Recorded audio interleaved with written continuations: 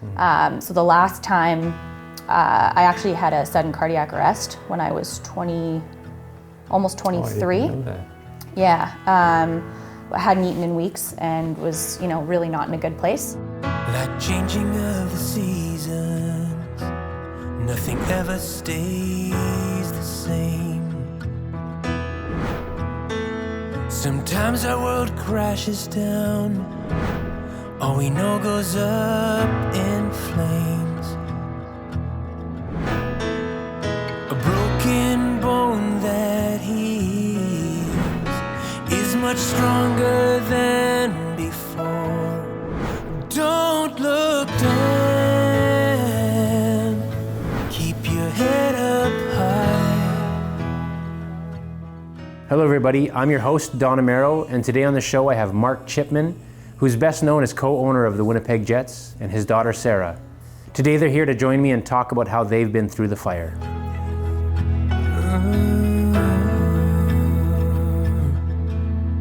You see the light.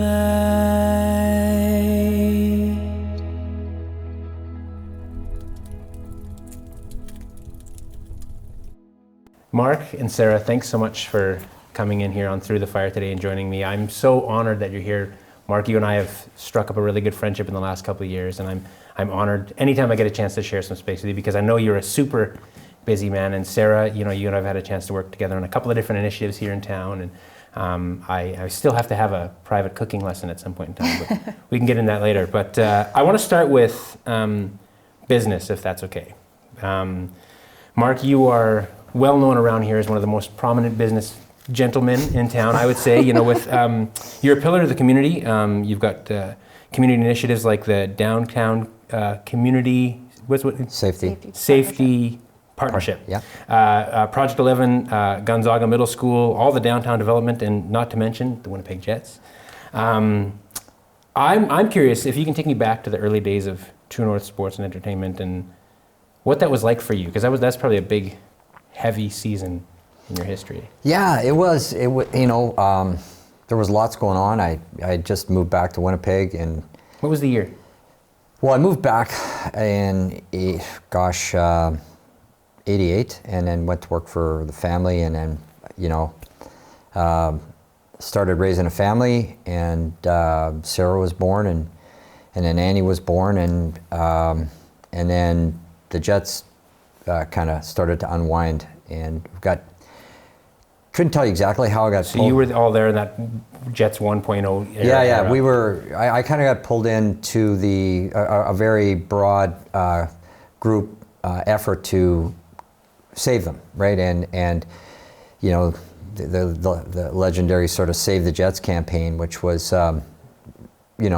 really cool thing to be a part of, but unfortunately was unsuccessful. And so I had this idea, well, if that league's leaving, let's try and keep the game going by acquiring a team in what was then the next best league on the continent. So we did that. How hard could that be, sort of thing. And that was 96. Actually, the year the Jets left, we started up, and that was those first few years in particular were really challenging. Didn't know what I didn't know, other than having grown up playing the game and had a little bit of experience in business, and had practiced law, so I kind of had just enough knowledge to be dangerous, and started it up, and it didn't go well at all, to be honest with you, the first few years, and it became very obvious that the league wasn't going to survive. And so the next step was really just to work at merging two existing leagues, and we did that, and that's sort of what just gave us the momentum to keep going, which led to the building, which led to ultimately... The building was built in 2010? No, the building we opened in 04. Okay. November of 04. So after the Jets left in 97, 96? They left in 96. We played in what was then the International League. We merged with the American League in 01. And honestly, the very same week in May, we announced building the building, we announced the merger of the leagues, we announced our partnership with the Canucks, and so it was, I want to tell you, there was some really well thought out plan. There really never was. It was you know, it was just sort of organic, right? Which is kind of what I had learned from my father. If you got an opportunity, if you see an opportunity, and you know, you think you can somehow meet a need, you know, proceed, sort of thing. And that's what we did, and then it just sort of took on a life of its own, and here we are. And the Jets came back in 2011? Correct. Well, 15-year hiatus. Yeah. So in that 15 years, how long was the concept of like, we need to get them back? When did that begin? Well, it was kind of always in the back of my mind that, you know, if we're ever going to get them back, we should keep the game alive. That was number one. Number two, you had to get a building, so that's the next thing we did.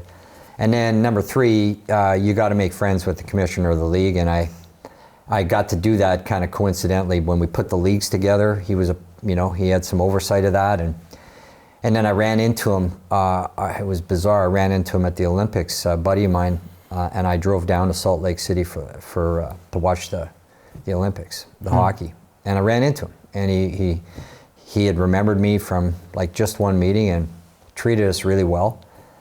And by then we had announced we were building a building. So I said, hey, we're building a building. And he's like, okay, well, let's stay in touch. And so we did. And then in 2007, they invited us to New York to make a presentation with 4 other cities. And I guess that went well because of those 5, we were sort of chosen to get the next opportunity, which we did. It gets really crazy now, so I'm not going to bore you with it, but we actually had, you know, come really quite close to acquiring other teams prior to, but eventually we were able to land the one in Atlanta in 2011. I love this part of the story, and I think I might have put these words in your mouth at some point in time, I'm not sure, but I remember when I asked you about Winnipeg Jets and sort of all the stuff that you're doing with downtown and building, and I said, is this for you a service to this city? And I think your response was, yeah, like you wanted to serve this city in this way. Yeah, I think so. I mean, you know, it was impossible to not understand how important the team was to the community, right? When we lost it, it was devastating. You know, like we're still the smallest market in the league, and so that, you know, if you boil us down, that's what we're trying to be is a source of pride, right? That's what. I think we are. I think the name is, but then it's our responsibility to make people, you know, feel good about what it is we're doing and maintain that pride. Yeah, and so that was sort of the impetus from the get-go, and you know, it's a challenging business, right? But on that front, this is called Through the Fire. Yeah. And on the world of business, what would you say has been sort of the most? And maybe you can't tell me the most, but. Is there a moment where you thought this is we're in deep here in something and this is what we have to try to get out of? Well, building the building was tricky, right? Like that was, there were some real crucibles. You know, we had 5 lawsuits filed against us, right? To try and stop it. We went to the Supreme Court of Canada on one of them, and you know, we weren't the most popular amongst everybody. The idea of tearing down the Eaton's building. Right. I don't know. I learned so much through the whole thing, and one thing I can tell you, I learned back then was nothing. Is as bad at 3 o'clock in the morning as you think it is. Do you know what I mean? Like when you wake up with, I think we all do. You wake up with that. It's 3 o'clock in the morning, and it's bad. But by 4 o'clock in the morning, you know, the world is just about to come to a stop, and then you get up, you know, at 6 o'clock, and you're like, what was that all about, right? And so I learned that, you know, to just sort of through all that. That reminds me, like I often have, if you have a nightmare, and you have that nightmare, you wake up at 3 o'clock, when it's the scariest thing you've ever, then you think about it the next day, after over breakfast, like, I was scared of that thing? Exactly. Yeah, it's a bit like that for me. Now, we've been talking a little bit about business, obviously, because again, that's where most of us know you and connect with you, but because we've had this personal relationship, and I've gotten to know Sarah over the last couple of years as well, I know that there's also personal fires that people have to go through. And so for you, Sarah, I know that as a family, you guys have had to navigate through some struggles that you've had in your life that you've since overcome, from what I understand. Would you be willing to share that chapter of your story with us? Yeah, absolutely. So I guess, like, just to kind of get right into it, I have now, I would say I'm cautiously recovered from an eating disorder. started when I think I was around 12, to be honest with you. Through that time when I was a lot younger, it was primarily bulimia, and then really transitioned into anorexia when I got older, and that's when it kind of got a little bit more serious.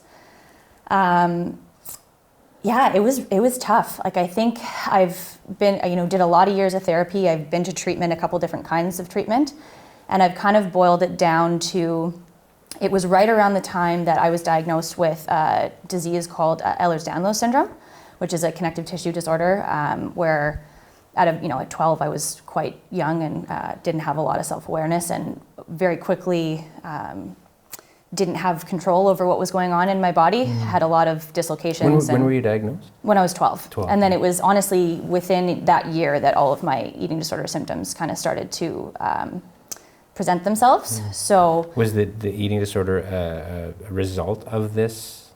It's hard to say. I've had people suggest that for sure, and I think that definitely could be the case. The timing makes sense, and I think especially because before that, as a young child, I didn't have the kind of struggles that I had that kind of presented themselves after I was diagnosed and after I started struggling on a pretty regular basis physically.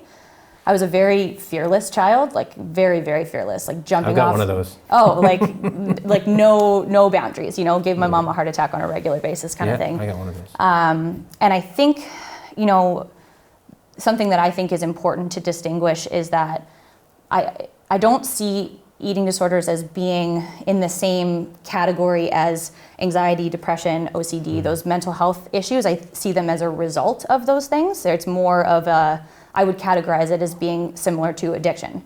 It's something that I think I developed because of the amount of anxiety that I had from losing control of what was going on in my body, and that was my coping mechanism.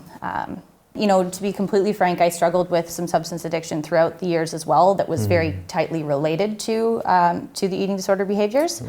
And I went to some 12-step meetings for quite a while and talked about substance abuse and the eating disorder and used that for both. And that was kind of something that I struggled with after a period of time where, I don't identify with this anymore. And doesn't mean I might not ever struggle again, but for me, I needed to step away from it after a while and just kind of live my life as Sarah, not as, hi, I'm Sarah, I have an eating disorder kind of thing, Yeah. For you, Mark, when you look back at that era, what was that like for you as a parent? Sarah was, when at the time that she was diagnosed with what's called Ehlers-Danlos syndrome, she was playing hockey at a very high level, and it was a big part of her life. And not only the game, but the friends. You had played with a lot of those girls for a long time, and it ended very abruptly. And I really, I struggled with that for her. I remember the day vividly. Why did it end very abruptly? It just couldn't play anymore. Like the disorder you really have no rigidity in any of your joints. So she kept dislocating her shoulder. Oh. Okay. The last day I ever played was the AAA spring team tryout. Right. And I put my hip out on the ice. Marina McGlennon was there. Yeah. Took me home. Did you get hit? Did you get bumped? Or? No, I just took a really long stride and it went out this way. It was that simple at that point. It's gotten a lot better as I've gotten older, but it could be something from a very small movement at that point in my life. And I remember the day very vividly because it was a real long shot that I was going to make that team. I was 2 years younger than most of the girls that were playing, and it was the last day of tryouts, and I got a call from the coach saying I made the team, and then I got a call from my doctor saying you can't play hockey anymore. So that was a tough day. Yeah, it was a tough day. We went, so you kind of go into problem-solving mode, right? We ended up sought out a guy down in the States who had it was sort of the guy on the subject. We went to South Bend, Indiana, right? To see a doctor who turned out to be wonderful, kind of confirmed that type of physical activity wasn't going to be possible. So very abrupt, very, sort of a rupture for Sarah in terms of, what her life and world was about until then. And as she said, young, hard to process. We were trying to process it all. So like there wasn't, you try to understand and learn, but you're going off instinct often, and then so I don't think it's coincidence that your struggles with eating, as I tried to learn as much about that as I could, I don't think they're entirely coincidental. I think they're probably and so. And what year was this? Like when I stopped playing when I was either 16 or 17. So I played through it for a few years with dislocations along the way. So 2008, 9 maybe, 2010. So this is crazy. So that's at the same time. Yeah. There's probably a million things going on. Yeah, for it was. you. Yeah, it was. Yeah, there's lots going on. Right. Yeah. But I can imagine the juggle was. Yeah. I say this as a dad who's constantly juggling family and work all the time. Like I just feel like it's hard to always strike that balance and be all the things. Yeah, there was lots going on, at that time, not to mention just what happened globally, right, to the economy in 08, 09. Right. Yeah, I mean, I wish I could, I wish I could remember it all, and each step of the way. I remember. I imagine most of the time you're just hanging on.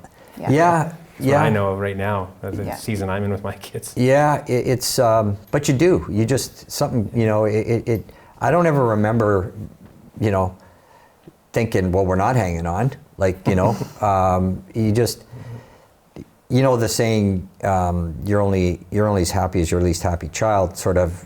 I remember somebody saying that to me, and you shared that with me too. Yeah, I mean, it's true. Like when you have your flesh and blood is struggling, you just, it doesn't matter what's going on anywhere else. Yeah. It's just all kind of becomes noise. It's background noise, right? Because there's a voice in your head all the time, saying I got to fix this, I got to help this. You know what I mean? So it just, I think it's instinctual in all of us, and so I think that's sort of what just kicked in.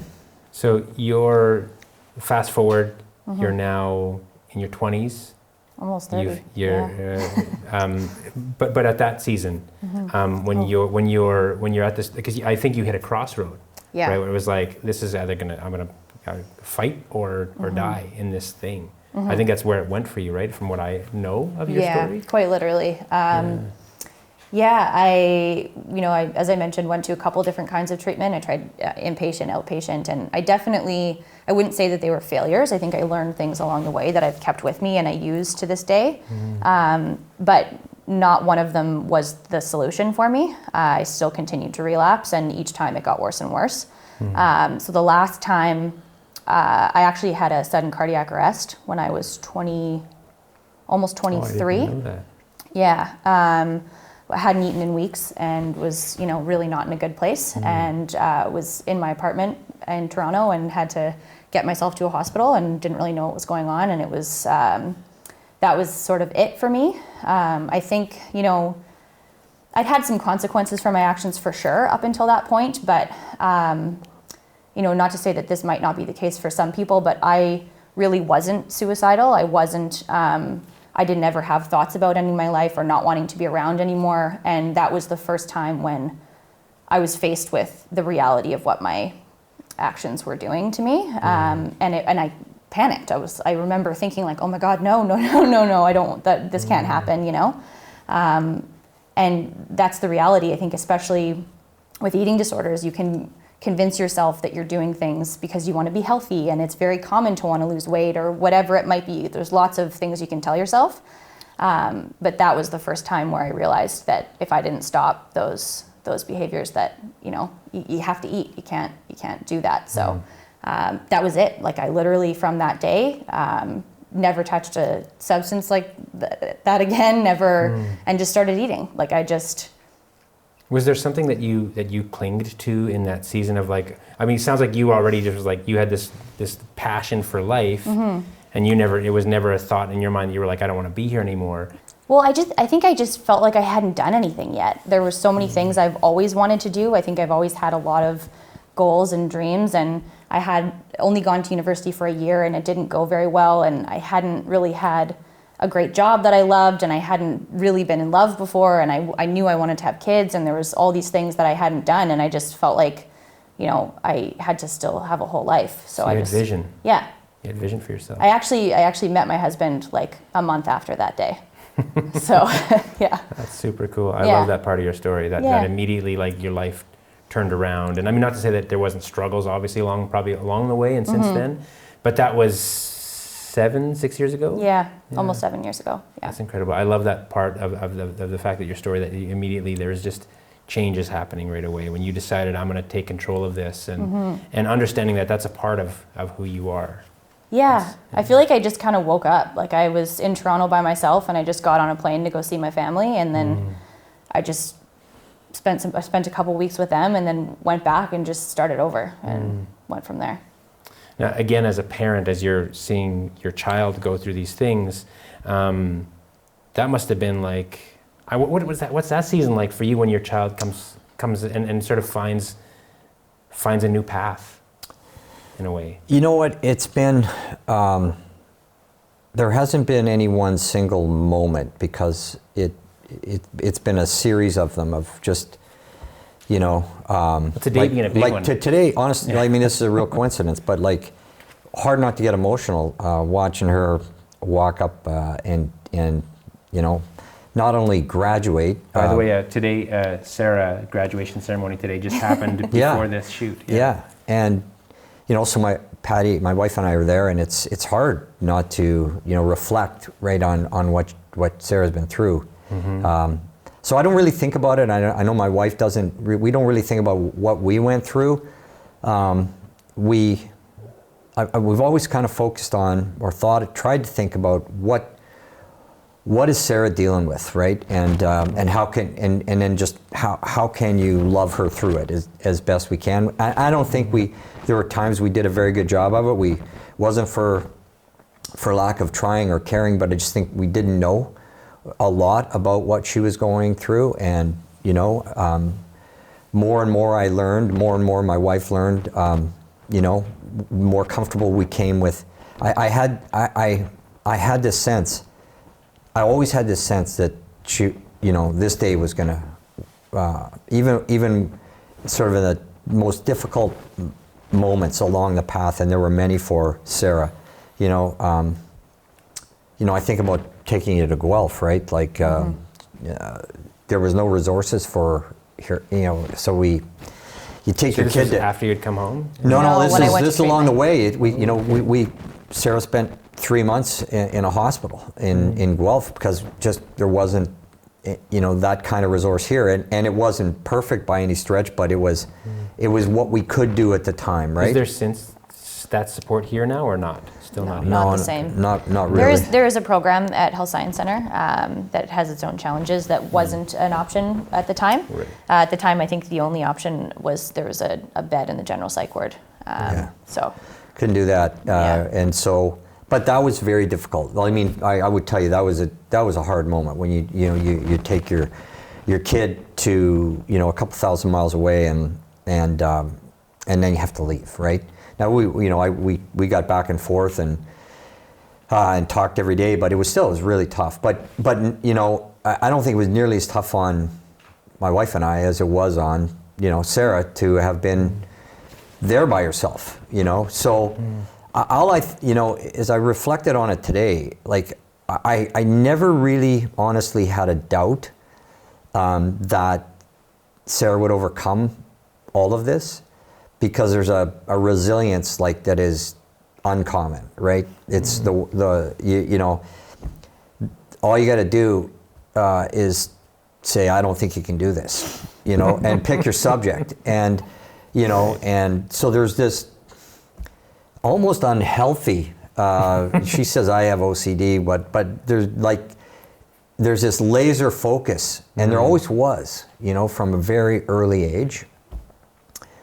And I hope, you know, like I feel so fortunate. Like I joke about it, but how much I overmarried. You know, like my wife was. Like Pat, you know, there was. She's a saint as far as I know of. I mean, I felt like, you know, we tried our best to love our kids as much as we could. And what I mean by that, like, you know, I don't mean like think about them fondly. I mean like try and will goodness wherever we could. And so was, and I know that took hold of Sarah because she's that way, you know, with her, she was always a really good friend. You know, she was, her friendships are deep. You know what I mean? Like everything's sort of like, I'm all in. And so when she decided to take this on, like finally, and it was like, wow, you know, I don't know how long this is going to take, but it'll end well. But she'll succeed.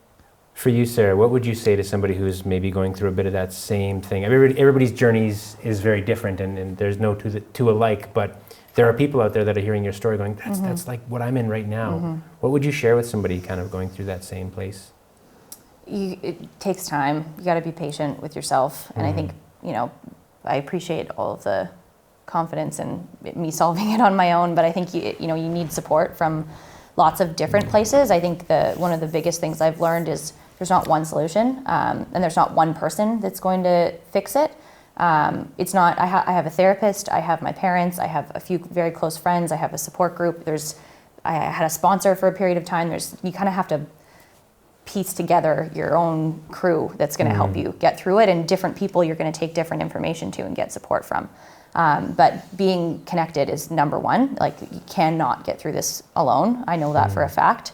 And there's as much as we don't want it to be stigmatized, you know, there's a lot of, I've seen there's a lot of people who feel like they're the only person in the world that's ever felt this way. They have these big, scary, dark feelings that they have so much shame around. And then as soon as you get into some safe space and you can say those things out loud and no one's shocked by what you're saying, or they might even have something to respond to you with that they've felt something very similar, the shame goes away. And that's when you really start to find a way to get out of it. So, Thank you both so very much for being willing to come and sit with me. And I look forward to the next dinner you invite me to sometime down the road. anytime. What are you doing tomorrow, right? You're too busy, you know you are. Yeah. One of these days, we'll get together again.